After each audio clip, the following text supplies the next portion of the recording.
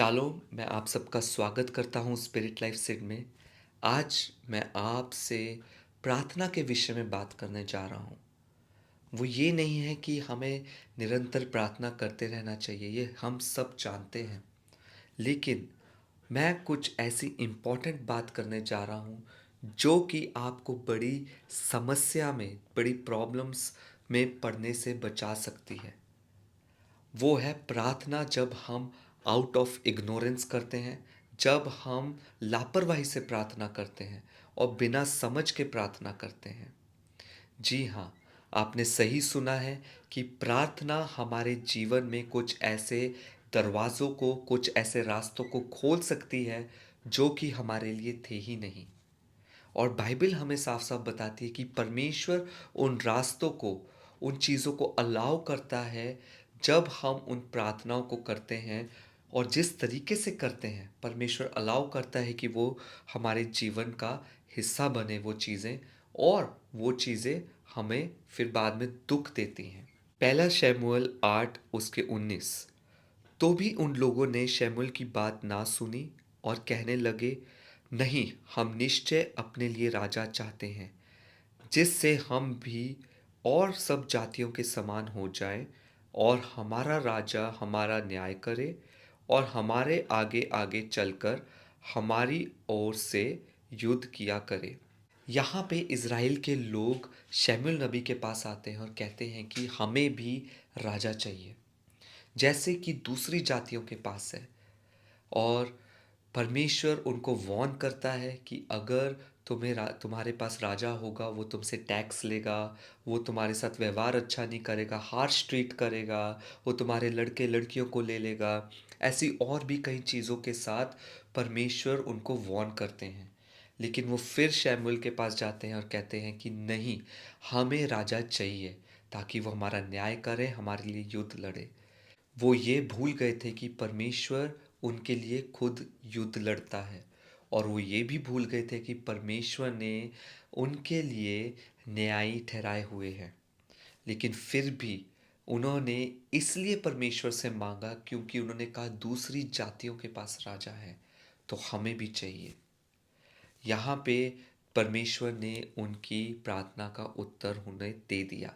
ऐसा मैंने कई बार देखा है कि जब हम किसी आशीष को, किसी चीज़ को मांग रहे होते, स्पेशली जब कोई अपनी मैरिज के विषय में प्रेयर कर रहा है और वो ये कहता है कि मेरी मैरिज इसी से हो, और लड़का ये चाहता है कि इसी लड़की से हो, लड़की ये चाहती है कि इसी लड़के से हो, या फिर आप जल्दबाजी में मैरिज करते हैं, जो राइट टाइम है उससे पहले अगर आप मैरिज करते हैं और आप कहते हैं अभी मेरी मैरिज हो जानी चाहिए, अगर आप परमेश्वर को ऐसा कह रहे हैं, और परमेश्वर वो रास्ते को अगर आपके लिए खोल देता है, लेकिन उससे पहले परमेश्वर आपको वार्निंग साइंस देता है।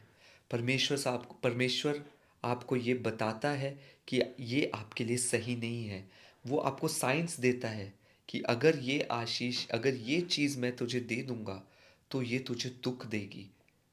लेकिन फिर भी कहीं लोग उसको नज़रअंदाज करते हैं, उसकी वार्निंग साइन को, और वो परमेश्वर के आगे ज़िद से मांगते हैं कि हमें यही चाहिए। और परमेश्वर उनके जीवन में ऐसा करता है। परमेश्वर हमसे आज ये बात कर रहा है कि आप जब अपनी प्रार्थना करते हैं, अंडरस्टैंडिंग से प्रार्थना करें। आप यहाँ पे देखें, पहली चीज़ कि परमेश्वर की हाँ हमेशा ये मतलब नहीं है कि वो ब्लेसिंग हो। परमेश्वर आपको यस कर सकता है, लेकिन इसका मतलब ये नहीं है कि वो ब्लेसिंग हो।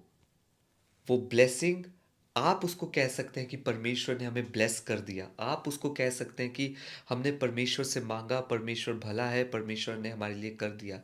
लेकिन वो ही ब्लेसिंग जो आपको ब्लेसिंग लग रही है, वो आपने अपनी ज़िद में परमेश्वर से मांगा है, और वो आपको आपके जीवन में दुख का कारण बन सकती है। दूसरा लेसन ये देखते हैं कि आपकी प्रेयर का मोटिव क्या है। क्या आप परमेश्वर के आगे चीज़ों को इसलिए मांग रहे हैं कि दूसरों के पास है? क्या आप अपने घर वालों से, आप अपने माता पिता से, आप अपने घर का कोई भी लीडर क्यों ना हो, आप उससे इसलिए मांग रहे हैं कि क्योंकि आपने अपने दोस्तों के पास, अपने रिश्तेदारों के पास कुछ देखा है और आपने कहा है कि अब मुझे भी वही चाहिए, जबकि वो आपकी ज़रूरत नहीं है। परमेश्वर कहता है कि वो हमारी ज़रूरतों को जानता है और हमें अपनी ज़रूरतों को लेके जाना है।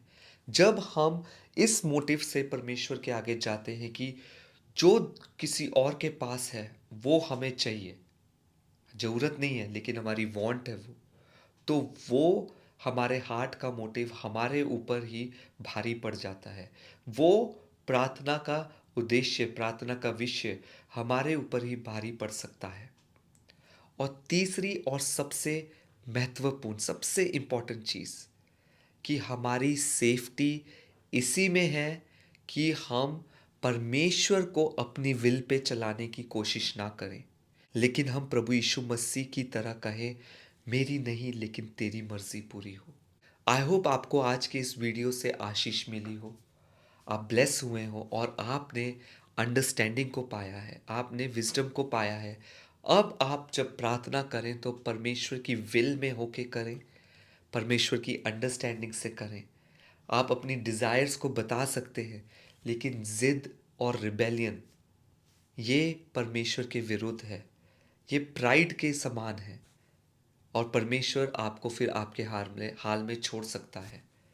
इसलिए मेरी ये प्रार्थना है आपके लिए कि अब जब आप परमेश्वर के आगे जाएं, अपने आप को नम्र करें और उससे कहें कि मेरी नहीं लेकिन तेरी मर्जी पूरी हो।